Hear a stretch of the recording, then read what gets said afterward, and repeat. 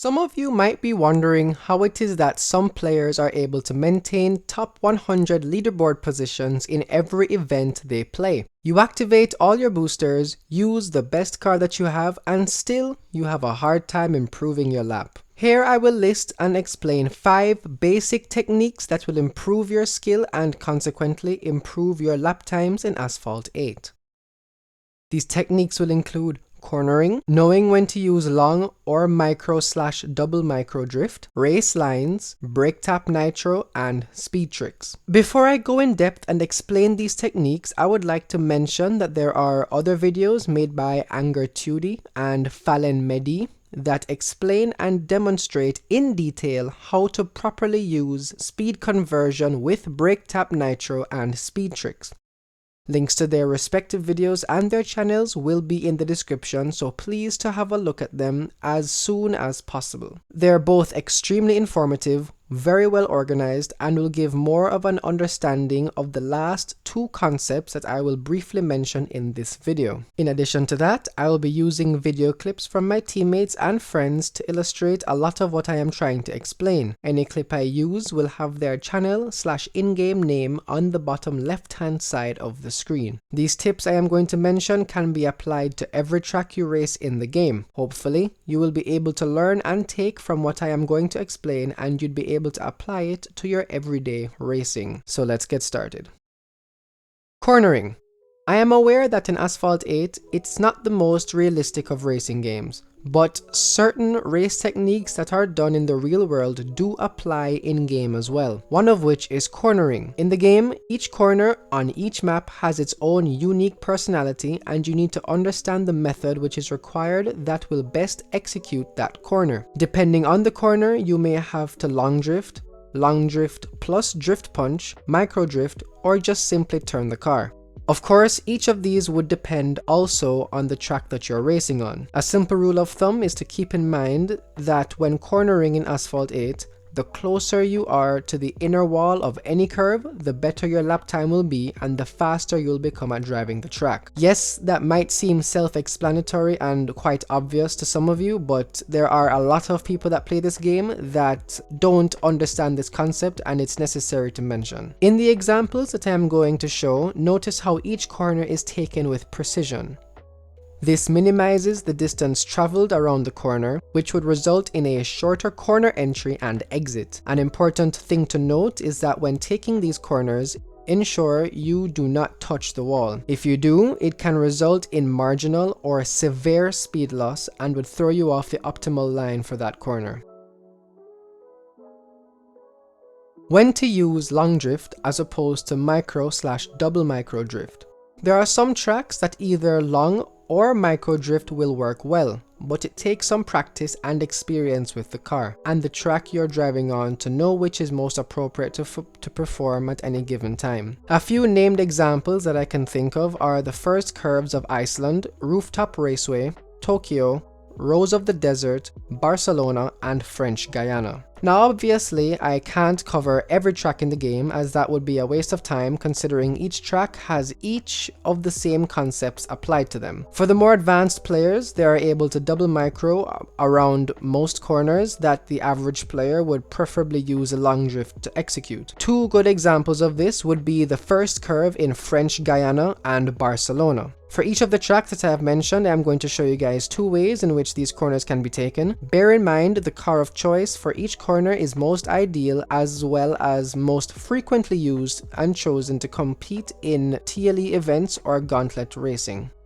The first curve in French Guiana can make you gain or lose a lot of frames depending on how well you take it. The first clip will show how a beginner/intermediate player would take the corner. Notice the long drift and how it is used. However, the faster way to do this would be to use the double micro drift. The reason this is not often used is because of how difficult it is to perform. Double micro around this corner will minimize speed loss and ensure a greater exit speed, thus gaining a lot of frames. The first curve in Barcelona is no different. As a matter of fact, I would say it's near identical to the French Guiana curve. The concept is pretty much the same. The long drift is widely used as it's safer and easier to perform for TLE and Gauntlet. However, the fastest way around it, similarly to French Guiana, would be to perform the double micro drift.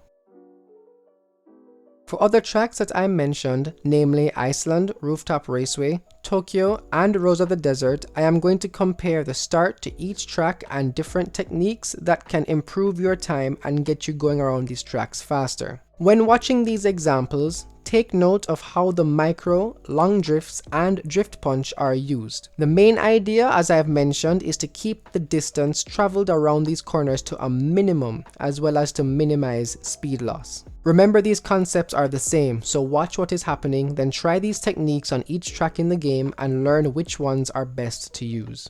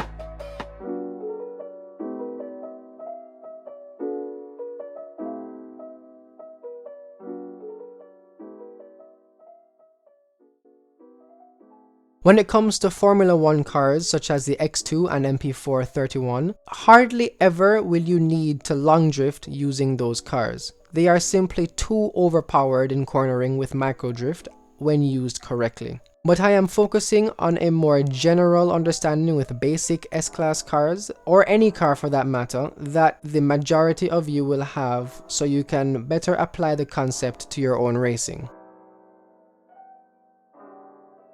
Racing lines.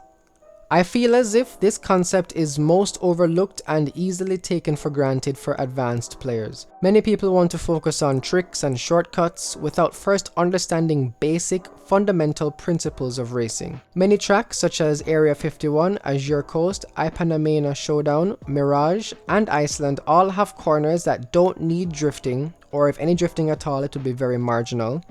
But many players still fall short on their laps because they are losing frames, taking the wrong line, or drifting when it's not necessary. While driving race lines in Asphalt can only gain you fractions of a second difference in lap time, remember it's those same fraction of seconds that determine whether you're in top 5 or top 10, if all else on the track is done correctly. Here I will show a few contrasting examples of basic cornering and taking the optimal line on the corner.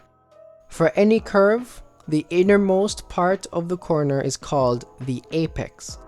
This is a racing term which refers to the point at which your car is at the closest point to the innermost part of the curve. Depending on which curve comes after the other you are taking, would depend on your point of entry on the first curve as well as your exit.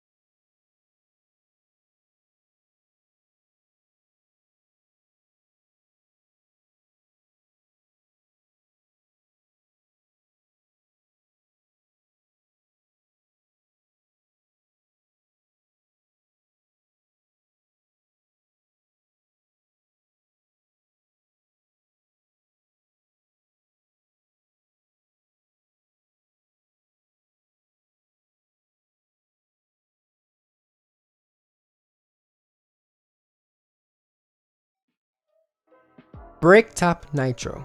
This concept I would say is fairly easy to understand and very easy to replicate amongst all skill level players. What is brake tap nitro and why is it important? Brake tap is a technique that is used to either conserve speed or in some very specific instances increase rate of acceleration. Conserving speed using brake tap allows you to maintain that high speed boost you get when you land after having gotten some form of airtime and landing back on the track. Notice how in this example, after landing and getting back on the nitro, the rate at which the speed decreases to the standard boosted top speed is very rapid. Using the brake tap technique essentially delays the decrease in speed, consequently sustaining a higher speed for a longer duration. Here are some more examples to better illustrate this idea. On specific maps such as Sector 8 and Dragon Tree, you can use the brake tap technique to increase the rate of acceleration. Watch carefully how this is done and pay attention to the timing of the brake tap nitro of each example. The track layout for these two tracks are essentially the same. You want to time the brake tap nitro at the crest or a little before the crest of each bump. And when you land, you need to ensure to quickly triple tap nitro to get the speed boost that you need. Now, as I've mentioned before, I am not going to go too in depth on this as there is already a video on Tewdy's channel which beautifully explains and illustrates this idea and concept. I will leave a link to his video in my description. Speed tricks. Speed tricks are essentially little ways in which you can gain speed on the track while conserving nitro. They help you gain positional advantages in multiplayer as well as aid in decreasing your overall lap time in any track if executed correctly. While speed tricks are helpful, they can also be very risky. So you need to ensure you know the map very well and practice the speed tricks that you can find on each track before you try to execute them in time-limited events, gauntlet, or multiplayer. Again, I will not go into too much detail with this concept. A very excellent video to watch on this was made by my good friend of mine, Mehdi. A link to his channel will also be in the description. Guys, I highly recommend you check out that video. Similarly to Tewdy's video, it is very well organized and illustrates perfectly the ideas and concepts that surround this topic of improving your lap times. Alright guys, I really hope that this video has helped. I am sure that there are plenty other ways of improving your lap times in Asphalt 8, but what I have covered here are essentially basic ideas that can be applied to any track in the game. Remember, it also takes practice and repetition in order to improve your lap times in the game. With that, guys, if you have made it this far, I really appreciate it. Thank you guys so much for watching. Big up on yourself, love on you, God bless, and I will see you guys in the next video.